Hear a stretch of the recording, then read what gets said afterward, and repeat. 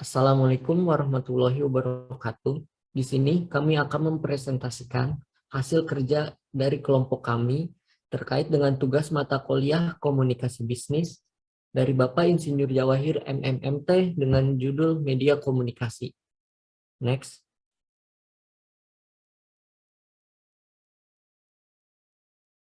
Mengapa komunikasi perlu media?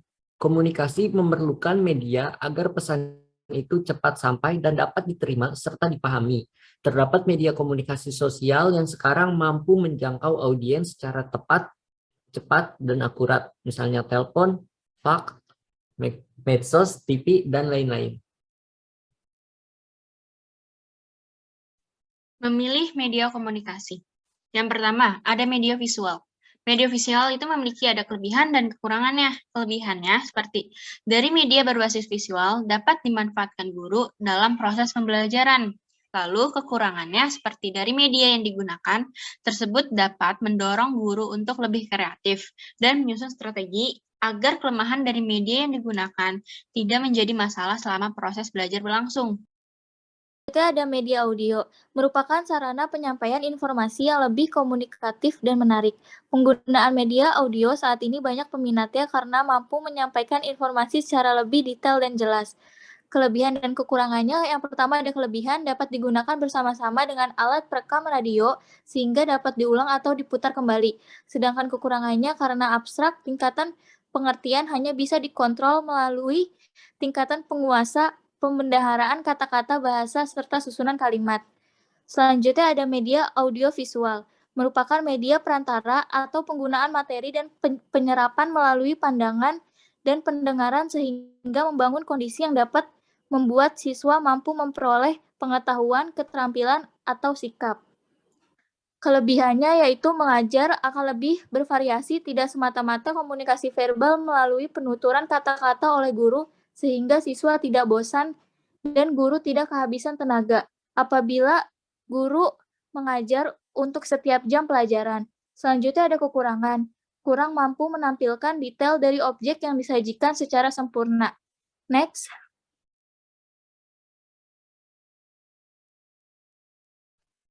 Fungsi media komunikasi.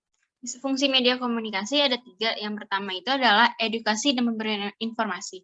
Menyampaikan fakta-fakta yang ada kepada penerima informasi.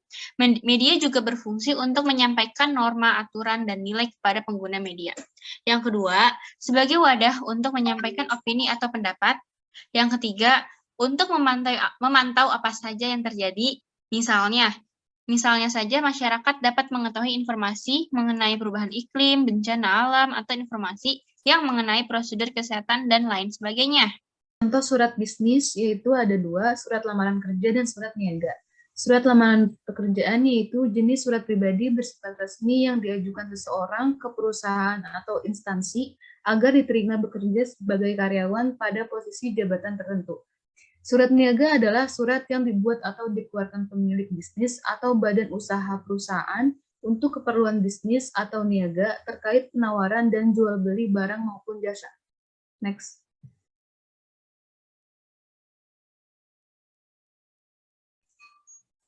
Selanjutnya ada contoh surat lamaran kerja, yakni terbagi menjadi 3 bagian. Yang pertama ada pembuka surat lamaran, di mana surat lamaran tersebut tertuju untuk tujuan siapa dan dibuat oleh siapa. Di sini juga dicantumkan tanggal pembuat surat lamaran. Pada bagian kedua terdapat isi surat lamaran. Kita harus memperhatikan salam pembuka, penjelasan dari mana kita mendapatkan info lowongan tersebut, posisi yang ingin kamu duduki di perusahaan, data diri, serta lampiran yang kita ikut sertakan dalam surat tersebut. Mencantumkan nomor telepon juga penting dilakukan. Tentu saja kita harus mencantumkan nomor telepon yang dapat dihubungi sehingga nantinya akan memudahkan jika kamu lolos pada tahap lanjut dan berikut contoh surat lamaran kerja pada bagian isi. Yang terakhir ada bagian penutup lamaran. Di sini kita juga tak lupa pula untuk menuliskan salam serta tanda tanganmu. Next. Lalu yang kedua ada contoh surat niaga yang terbagi dari 3 bagian. Ada bagian pembuka, ada beberapa bagian pembuka surat niaga, yaitu ada kepala surat, tanggal surat, halaman penerima surat. Lalu yang kedua ada isi dari surat niaga tersebut.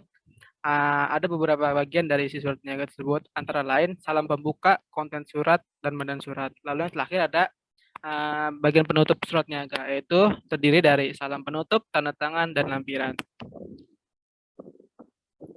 Next. Sekian dari kelompok kami. Kurang lebihnya mohon maaf. Wassalamualaikum warahmatullahi wabarakatuh.